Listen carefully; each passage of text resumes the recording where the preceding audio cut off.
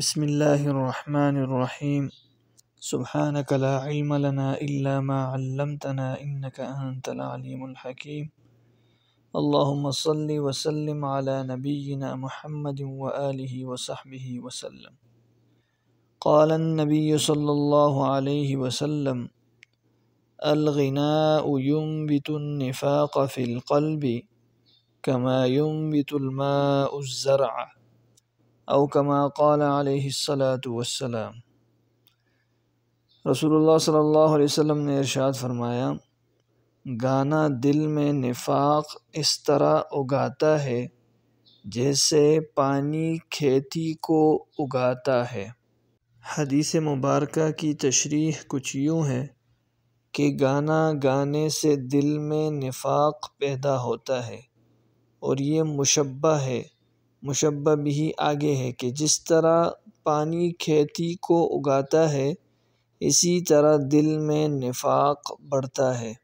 گانا گانا اور گانا سننا شریعت میں ناجائز اور حرام ہے اور گناہ کبیرہ ہے، اور گناہ کبیرہ بار بار کرنے سے ایمان کا خطرہ ہو جاتا ہے کہ کہیں ایمان ضائع نہ ہو جائے، کیونکہ حدیث شریف میں آتا ہے کہ بندہ جب گناہ کرتا ہے تو دل پر سیاہ نقطہ لگا دیا جاتا ہے، اور جب انسان بار بار گناہ کبیرہ کرے گا تو ظاہر ہے کہ دل سیاہ ہو جائے گا اور ایمان سے ہاتھ دھو بیٹھے گا۔ پہلے نفاق کی صورت تھی، اب حقیقی نفاق آ جائے گا۔ اس لیے ہر موسیقی اور ہر گانے باجے اور ہر فضول بات کہنے سننے سے پرہیز کیا جائے۔ اسی طرح ایک دوسری حدیث میں اس کی مزید وضاحت آئی ہے، ان الغناء واللہو ينبتان النفاق كما ينبت الماء العشب والذي نفس محمد بيده ان القرآن والذکر ينبتان الایمان في القلب كما ينبت الماء العشب، کہ بے شک گانا اور کھیل یہ دونوں نفاق کو اسی طرح اگاتے ہیں جس طرح پانی سبزی کو اگاتا ہے، اور قسم ہے اس ذات کی کہ جس کے قبضے میں محمد صلی اللہ علیہ وسلم کی جان ہے، کہ قرآن کی تلاوت اور ذکر یہ دونوں قلب میں، دل میں ایمان کو اس طرح اگاتے ہیں جس طرح پانی سبزی کو اگاتا ہے۔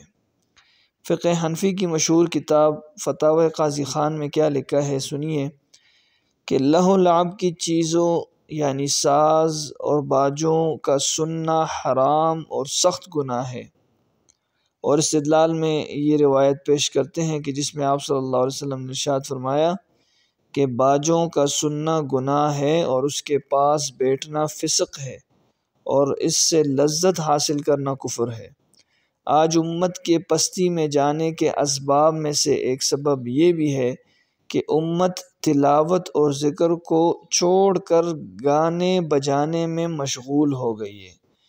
گانے سننے اور گانے سنانے کے کتنے نقصانات ہیں، یعنی گانا گانے اور گانے سننے کے کتنے نقصانات ہیں، چند میں ذکر کر لیتا ہوں، جن میں سے پہلے نمبر پہ دل میں نفاق پیدا ہوتا ہے گانا سننے سے، دوسرے نمبر پہ انسان کی شہوت زیادہ ہوتی ہے، تیسرے نمبر پہ انسان بے غیرت بن جاتا ہے، اور چوتھے نمبر پہ انسان اللہ جل شانہ کے ذکر سے غافل رہتا ہے، پانچویں نمبر پہ انسان اللہ تعالیٰ کا ناشکر بن جاتا ہے، اور نمبر 6 گانا زنا کے لیے تعویذ ہے، اور نمبر 7 گانا جہنم کے لیے بہترین ٹکٹ ہے، نمبر 8 گانا دنیا اور آخرت کی عذاب کا ذریعہ ہے۔